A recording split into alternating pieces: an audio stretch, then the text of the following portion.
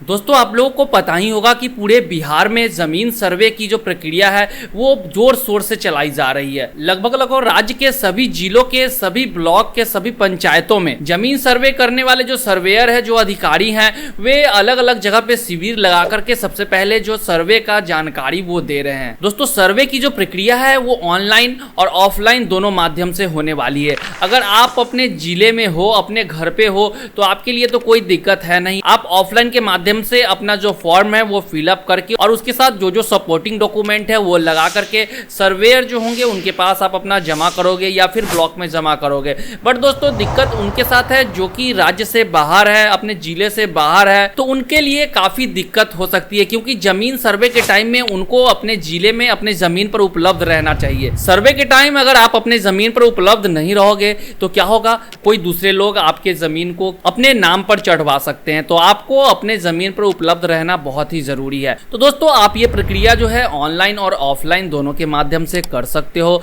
इस प्रक्रिया में आपको किन किन डॉक्यूमेंट की जरूरत पड़ने वाली है वो मैं आपको बताऊंगा। तो दोस्तों ऐसे में आपको 3 फॉर्म भरना होता है। पहला फॉर्म है प्रपत्र 3-1। तो ये फॉर्म आप कैसे फिल करोगे मैं आपको लाइव बताने वाला हूँ। दोस्तों पहला फॉर्म जो है वो प्रपत्र 3-1 है, जिसमें कि दोस्तों आपको वंशावली अपना वहां पे दर्शाना होगा। तो दोस्तों आज के इस वीडियो में मैं आपको प्रपत्र 3-1 जो कि वंशावली का फॉर्मेट है उसे आप कैसे फिल करोगे वो मैं आपको बताऊंगा। और दूसरा फॉर्म प्रपत्र 2 है, उसको आप कैसे फिल करोगे वो भी मैं आपको इस वीडियो में लाइव प्रोसेस के साथ बताने वाला हूं। तो वीडियो दोस्तों काफी इंपॉर्टेंट होने वाला है, इसलिए इस वीडियो में लास्ट तक बने रहें। वीडियो को कहीं भी स्किप ना करें, नहीं तो आप फॉर्म भरने में किसी भी प्रकार का कोई मिस्टेक करोगे फिर आपको आगे दिक्कत होगी। तो इसलिए इस वीडियो को लास्ट तक जरूर देखें। तो चलिए शुरू करते हैं। तो दोस्तों ये आप देख सकते हो ये क्या है, प्रपत्र 3-1 है, जो कि वंशावली का यहाँ पे प्रपत्र आप देख सकते हो। ये अधिनियम की धारा 5(1) के द्वारा ये लिया गया है, ठीक है। तो दोस्तों इस फॉर्म को आप कैसे फिलअप करोगे, तो यहाँ पे सबसे पहले आपको सेवा में आप देख सकते हो, जब भी आप किसी को आवेदन लिखते हो तो ऊपर सेवा में आप लिखते हो। उसके बाद क्या है, शिविर प्रभारी।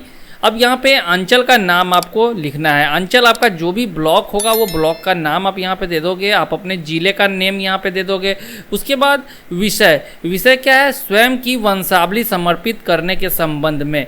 वंशावली आपको यहाँ पे समर्पित करने के संबंध में आवेदन देना है, जो कि यहाँ पे प्रपत्र 3-1 के रूप में भरा जा रहा है। तो सबसे फर्स्टली आपको तो वंशावली अपने सरपंच या अपने गांव के मुखिया से बनवा लेना होगा और उसी के अकॉर्डिंग आपको यहाँ पे फिलअप करना है। तो सबसे फर्स्ट यहाँ पे आप देख सकते हो, उपरोक्त विषय के संबंध में सूचित करते हुए कहना है कि मैं या हम लोग। अगर आप एक भाई हो, अगर कोई और नहीं है आपके सिवा, तो यहाँ पे आपको हम लोग को क्रॉस कर देना है, इसे आप काट दोगे, ठीक है। और अगर आप एक से अधिक भाई हो तो आपको मैं को कट कर देना है और हम लोग को रहने देना है। अब यहाँ पे नंबर 1 पे आप देख सकते हो कि श्री या श्रीमती। आपको क्या करना है, जो भी वंशावली के अकॉर्डिंग जो भी वंश है, वंशावली में जैसे कि मान लीजिए आपके पापा का नाम कुछ है और आप जो है 3-4 भाई हो, या मान लो आप 3 भाई हो, तो आपको यहाँ पे तीनों भाई का नाम देना है। उस केस में आपको यहाँ पे क्या करना है, श्रीमती को कट कर देना है, ठीक है। और यहाँ पे आपको अपना नाम देना है। यहाँ पे आपको पुत्री को ऐसे काट देना है, पत्नी को काट देना है और आपको अपने यहाँ पे पिता का नेम दे देना है। यदि मान लीजिए किसी लेडीज का नाम आपको यहाँ पे देना है, अगर किसी के पास संतान के रूप में पुत्र नहीं है, बस पुत्री है, तो यहाँ पे उनका क्या होगा, जो भी पुत्री होगी उनका यहाँ पे नेम दे देना है और यहाँ पे उनके पति का नाम जो होगा पति का नाम दे देना है, ठीक है। उसी प्रकार से यहाँ पे सेकेंड नंबर के जो भाई होंगे उनका यहाँ पे नेम देना है, उनके पिता का नाम देना है। फिर थर्ड नंबर में जो होंगे उनका नेम और उनके पिता का नाम आपको यहाँ पे दे देना है। अब दोस्तों यहाँ पे निवासी, आपका जो निवास होगा वो आपको देना है। जैसे कि यहाँ पे ग्राम में आपको अपने गांव का नाम दे देना है, यहाँ पे आपको अपने थाना का नाम दे देना है, यहाँ पे आपको अपने अंचल का नेम दे देना है, यहाँ पे आपको अपने जिले का नेम दे देना है, यहाँ पे आपको अपना जाति दे देना है, ठीक है। जिस भी जाति से आप आते हो वो जाति यहाँ पे आपको दे देना है। उसके बाद यहाँ पे आप देख सकते हो क्या लिखा गया है, ने भूमि जिसका विवरण आवेदन के साथ संलग्न प्रपत्र 2 में अंकित है, स्वर्गीय डैश।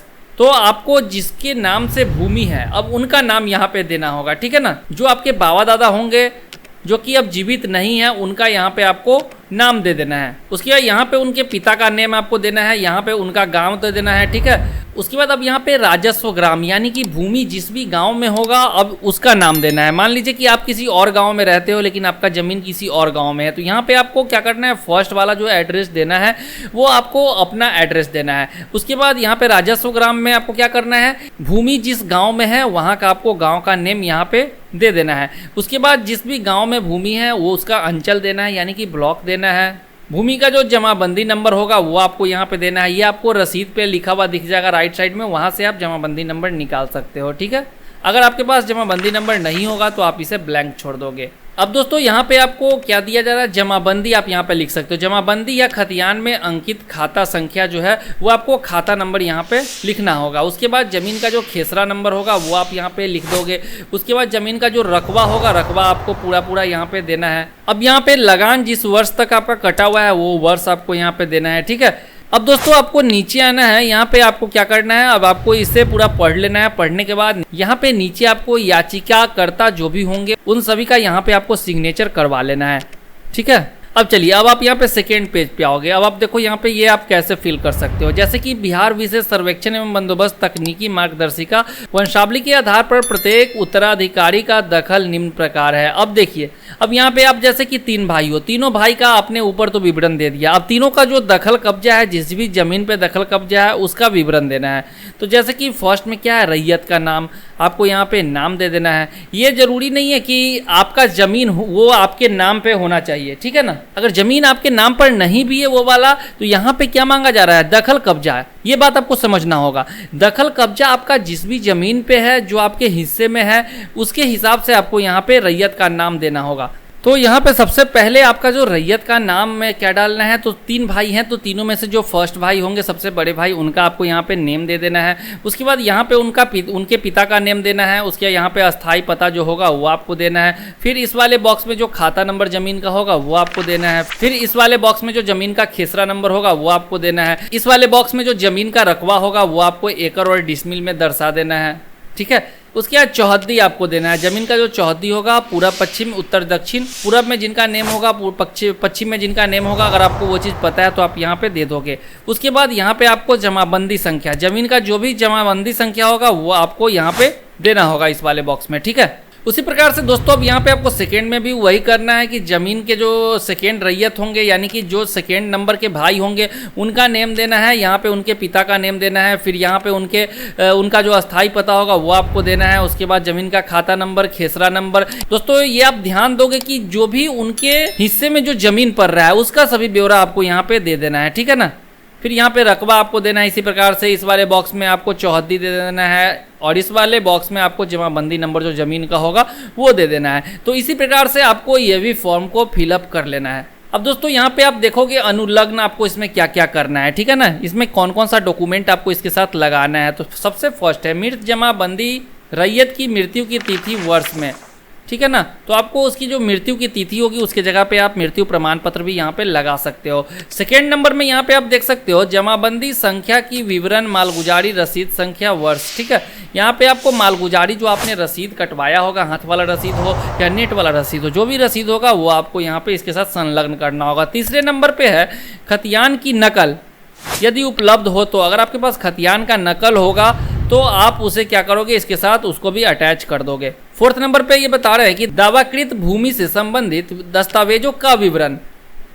आप जिस भूमि पर दावा कर रहे हो उससे रिलेटेड जो जो डॉक्यूमेंट है वो सब आपको इसके साथ अटैच करना होगा। अगर सक्षम न्यायालय का आदेश हो तो आदेश की सच्ची प्रति। अगर मान लीजिए कि आपने जिस जमीन के लिए दावा किया है, अगर उस जमीन पे किसी भी प्रकार का कोई केस चल रहा है और केस या फिर चल रहा था पहले कोई केस चल रहा था और आप केस जीत गए हो, आपको जो है वो जमीन कोर्ट के द्वारा मिल गया है, डिग्री मिल गया है, तो उससे रिलेटेड भी जो पेपर होगा वो आपको इसके साथ अटैच करना है। उसके बाद यहाँ पे आप देख सकते हो 6 नंबर पॉइंट में आवेदनकर्ता या हित अर्जन करने वाले का मृतक का वारिस होने के संबंध में प्रमाण पत्र। यानी कि अगर आप अपने जमीन अगर आपके पिताजी के नाम पे या आपके दादाजी के नाम पे है तो वे आपके दादाजी हैं या वे आपके पिताजी है, उसका एक प्रमाण पत्र होना चाहिए। यानी कि कोई ऐसा डॉक्यूमेंट जिसमें आपके पिता का नाम दिया हो या फिर आपके दादाजी का नाम दिया हो, वो डॉक्यूमेंट आपको यहाँ पे इसके साथ अटैच करना होगा। 7 नंबर पॉइंट में दोस्तों आप यहाँ पे देखोगे आवेदनकर्ताओं के आधार कार्ड की छाया प्रति। जो भी आवेदन करता होंगे यानी कि किसी जमीन का यानी कि किसी भी रैयत के अगर 2 या 3 पुत्र है और वे मिल करके ये आवेदन कर रहे हैं तो तीनों या चारों पुत्र जो भी होंगे सभी का यहाँ पे आधार कार्ड लगेगा। 8 नंबर पॉइंट और लास्ट नंबर पॉइंट यहाँ पे क्या है, आवेदनकर्ताओं के वोटर कार्ड की छाया प्रति। दोस्तों यहाँ पे फर्स्ट नंबर पे आप आधार कार्ड लगा सकते हो और सेकेंड नंबर पे आपको क्या देना है, वोटर आईडी जो आपका होता है उसका एक जिरक्स आपको इसके साथ अटैच करना होगा। नीचे यहाँ पे फिर से दोस्तों आपको विश्वास भाजन में याचिकाकर्ताओं का जो हस्ताक्षर पूरा पता जो आपको यहाँ पे देना होगा। यहाँ पे आपको जो याचिकाकर्ता होंगे जो इसके लिए आवेदन दे रहे हैं उनका पूरा हस्ताक्षर चाहिए। 3 भाई हो, 4 भाई हो, 10 भाई हो, जितने भी लोग होंगे सभी का यहाँ पे हस्ताक्षर चाहिए और पूरा पता चाहिए। तो इस प्रकार से आप यहाँ पे इस वाले फॉर्म को भर सकते हो। प्रपत्र 3(1) को आप यहाँ पे फिलअप कर सकते हो और वंशावली को फिलअप कर सकते हो। अगर आपको ये फिलअप करने में किसी भी प्रकार की कोई कठिनाई होती है तो वीडियो के डिस्क्रिप्शन में आपको मेरे टेलीग्राम का लिंक होगा, टेलीग्राम पे आप मेरे से कांटेक्ट कर सकते हो।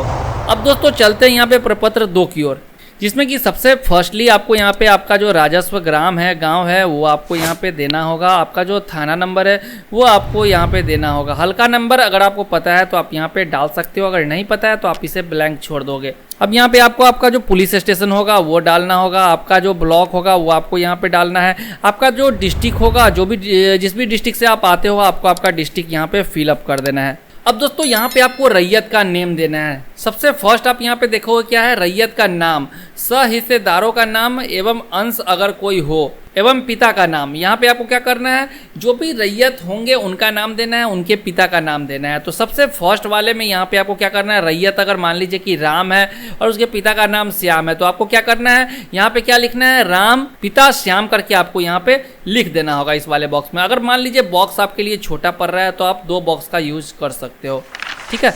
उसके बाद जो परमानेंट एड्रेस आपका होगा, अस्थाई पता, वो आपको इस बॉक्स में डाल देना है। एक बॉक्स में अगर हो जाए तो एक बॉक्स में, या फिर 2 बॉक्स में हो तो 2 बॉक्स में भी आप डाल सकते हो। देन आपको यहाँ पे जमीन जो भी है आपके कब्जा में, जिनका आप यहाँ पे नेम दे रहे हो, उस जमीन का यहाँ पे खाता नंबर देना है। इस वाले कॉलम में खेसरा नंबर देना है।